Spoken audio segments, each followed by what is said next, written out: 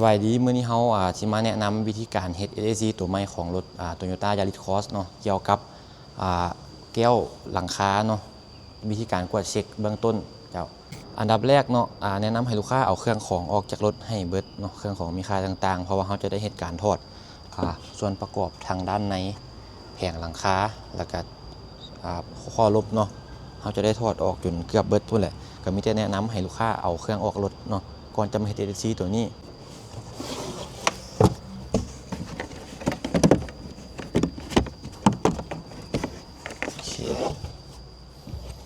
ดับแรกให้ถอดขั้วลบของแบตเตอรี่ auxiliary แบตเตอ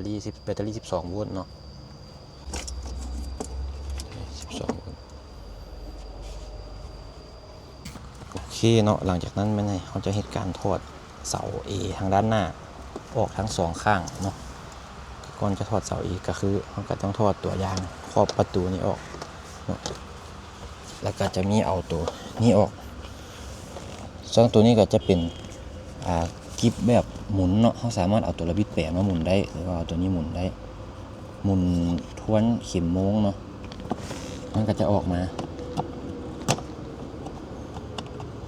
ประมาณนี้แล้วก็สามารถเอาตัวนี้ชิ้นงานตัวนี้ออกได้โอเคเนาะสำหรับขั้นตอนถอดเสาอีกก็คือเขาดึงออกมาทางด้านข้างแล้วมันจะเป็นกิฟคาอยู่เขาต้องได้ใส่ครีมไปหมุนจากที่มันขวางอยู่ล็อกแนวนี้ให้มันซื่อเนาะเพื่อถอดตัวนี้ออกมันจะเฮ็ดให้ตัวข้างในเสียหายน้อยลงตัวกิฟล็อกเสียหายน้อยเพราะว่าตาม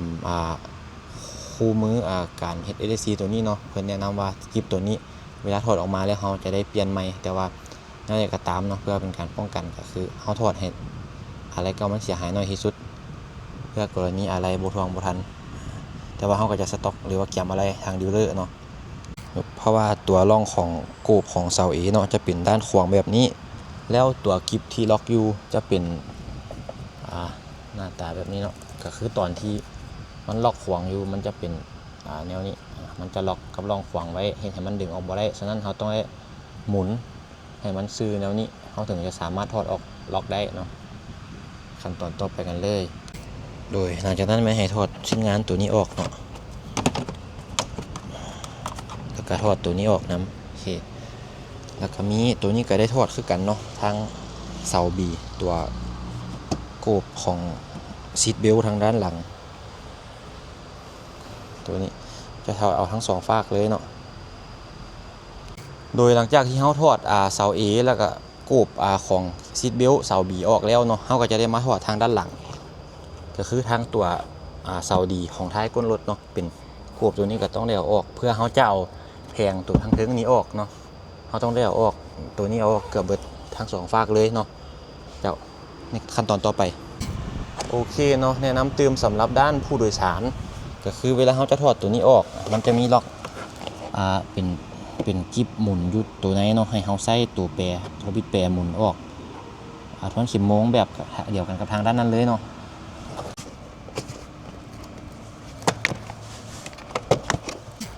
โดยต่อมาก็คือตัวม่านตัวกันแดดเนาะทางผู้โดยสารแล้วก็ทางผู้ขับก็ต้องได้เอาออกคือกันเนาะแล้วก็จะมีตัวมือจับตัวนี้เนาะทางด้านหน้าแล้วก็ด้านหลังเลย2ฝากโอเคเนาะสำหรับตัวหน้าบางท่านที่เอาออกเป็นแล้วก็ข้ามขั้นตอนเบิ่งได้เนาะแต่ว่าขั้นไผเอาออกบ่เป็นก็คือสำหรับตัวนี้คือให้เฮาบิดเอียงมาบิดประมาณนี้เนาะบิดไปทวนเข็มโม้งบิดมาเป็นหน้าตาแบบนี้แล้วก็ดึงออกเลยตรงนี้มันจะเป็นเขี้ยวนะครับให้ใช้ครีมปากแหลมบีบก็หากันนะครับบีบอย่างเงี้ยแล้วก็ดึงลงมานี่ฮะแล้วใส่มันใช่ไหมวิธีการถอดนะก็ให้ดูตำแหน่งตรงนี้มันจะมีเขี้ยว2ตัวเป็นเขี้ยวเหล็กเราต้องใช้ปลายเนี้ยสอดเข้าไปกดนะครับสอดเข้าไปกดเดี๋ยวลองดูครับสอดกดอย่างงี้แล้วง้างตัวนี้มันจะหลุดมาแล้วแล้วก็อีกข้างหนึ่งตำแหน่งเดียวกันนะครับนะนี่ก็ออกมาละตรงนี้ก็เป็นเขี้ยวล็อกตรงนี้เฉยเสร็จแล้วเราก็ปลดปลั๊กไฟออกมานะครับโอเคนี่ก็เป็นขั้นตอนการถอดโอเวอร์เฮดคอนโทรลแพนเนลอยู่ทางด้านหน้า ก่อนจะเอาเพียงราคาลงของ Toyota Yaris Cross โอเคสำหรับวิธีถอดดอกไฟทางด้านหลังของ Toyota Yaris Cross เนาะก็คือ ไปกิ้งหลัง ไฟส่องสังขารทางด้านหลังให้เราใช้เครื่องมือพวกนี้เนาะให้เราเลือกเอาด้านนี้เสียบเข้ามาทางด้านข้างแบบนี้เลยเสียบเข้าไปแล้วซุกเข้าไปแห้งๆมันจะออกมาแบบนี้เลยเนาะบ่ต้องไปแบบดึงงัดเพราะว่าขามันเป็นล็อกแบบนี้โอเคหลัง ฝั่งนั้นมันเป็นกาวเหนียว หลังจากที่เฮาถอดแผงทางโซนนี้ออกเบิดเนาะเฮาบ่ต้องถอดตัวนี้ออกตามคู่มือก็ได้เนาะเพื่อเป็นการreuse เวลาเนาะเฮาก็จะถอดแต่ชิ้นส่วนตัวนี้ทั้งสองฝากสายรัดเข็มขัดไล่ตั้งแต่ทางหน้ามาจนถึงทางหลังเนาะพอเฮาถอดออกเบิดทุกอย่างเฮาสามารถ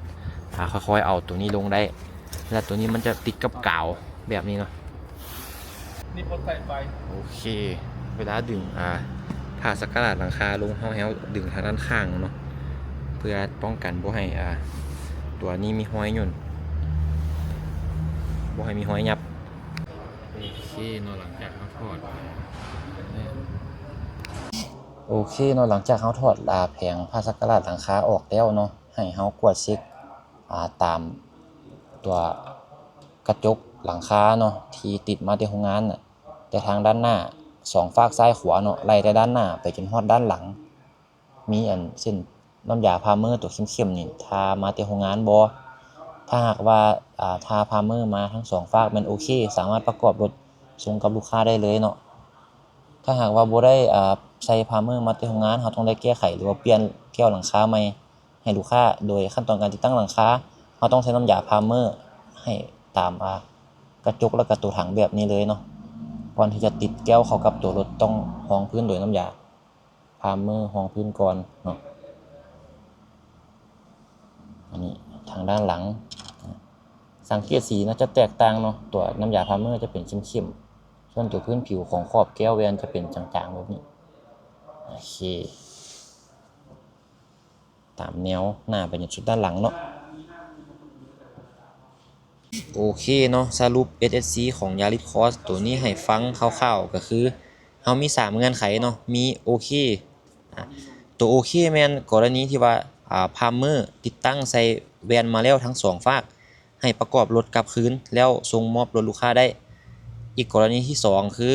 บ่ได้ใส่พาล์มเมอร์มาทั้ง2ด้านตัวนี้เพิ่นแนะนำให้ถอดตัดแก้วแวนเนาะปาดแก้วแวนออกมาแล้วใส่พาล์มเมอร์แล้วติดตั้งแวนเก่ากลับไปกรณีที่3คือถ้าหากว่าพาล์มเมอร์บ่ได้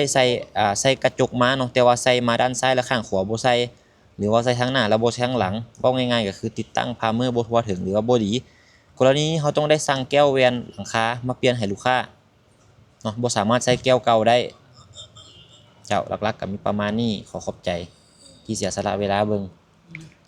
โอเคเนาะหลังจากเฮาเฮ็ดกิจกรรมรณรงค์พิเศษหรือว่า EDC แล้วสำหรับของรถ Yaris Cross นี่แม่นให้เฮาตรวจเช็ค QC เนาะก่อนส่งมอบรถลูกค้าแล้วก็ล้างรถให้ลูกค้าหลักๆ